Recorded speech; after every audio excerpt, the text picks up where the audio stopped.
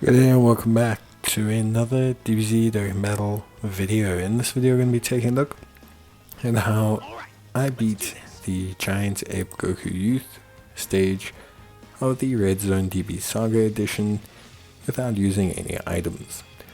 Now, Goku Giant Ape Youth has some pretty distinct strategies that players are going to want to be aware of when they are trying to take him out in DBZ Dokkan Battle. Now, the first of this is to consider that he has AoE attacks. Not AoE super attacks, but he does have AoE normals, and he fires off more than one per round. The first one hits for about 1 million, second one for just over 500,000. His attack, his super, also raises the amount of damage that these do, so if he fires off his super and then does his AoEs, you will take significantly more damage. Like I mentioned, the big strategy here is actually going to be that you lower his attack. You can lower his attack to reduce the effect of his AoEs, which will make your life a lot simpler. On top of that, he doesn't have the craziest health pool. I think his health pool is only like 120 million, so it's not impossible to deal with. He can be overwhelming at times, but I find that once you can get past the first turn or two, it tends to become a lot more easier to handle.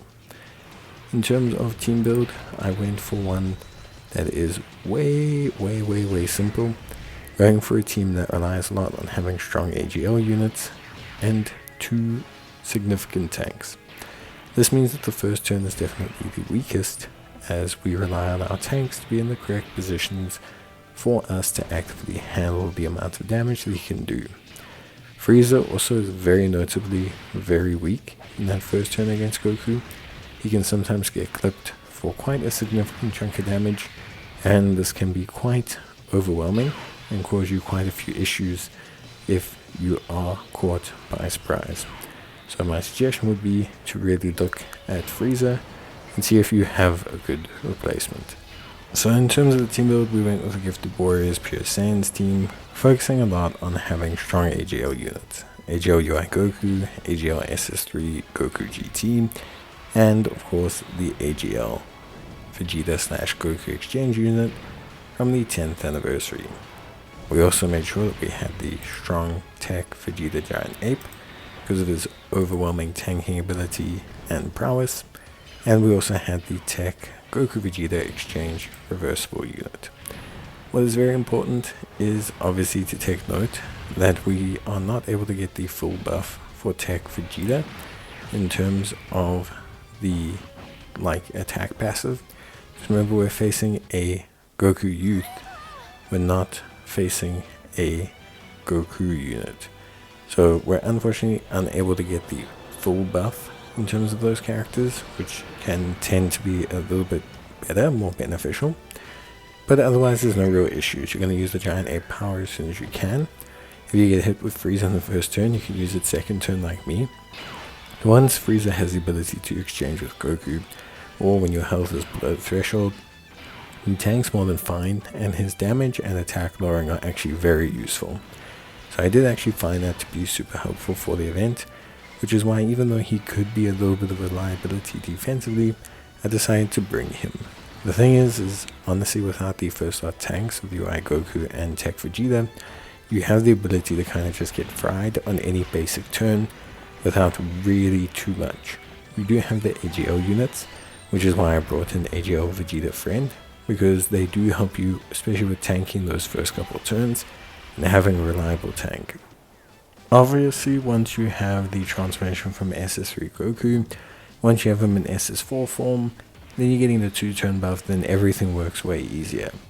The Veku active skill I think also works really well for me because it allows you to skip a whole turn of the AoE, and honestly I think it's just really way better and easier.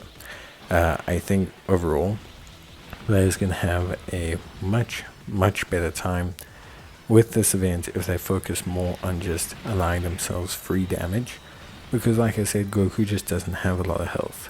He's not pumping out 400-500 million health, sitting at about 120 million, so being able to take him out can actually occur pretty easily if you are basically more focused on doing big damage critting and just absolutely shredding him apart. I think that's where players can really come out on top if they focus on those abilities more so than anything else. I think ultimately they'll end up having a much better time. So that would be my main suggestion. That then allows you to get free damage for a whole turn, not have to worry about the AoE and set yourself up. And then once you get to the next turn, especially with this team, you'll have a ton of active skills, and this will allow you to pretty much wrap up the boss with relative ease. Like me, I'm going to wrap him up with Frieza's one, and with the AGL-UI Goku. And I think that's really the ticket here.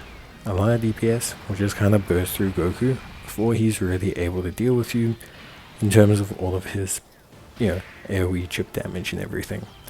For me, overall, it was a pretty fun event to build a team around. I think it had some pretty interesting nuance. But yeah, that's it from me. Hope you guys enjoyed the video. If you did, leave a like. And I'll see you in the next one. So until then, as always, take care and bye.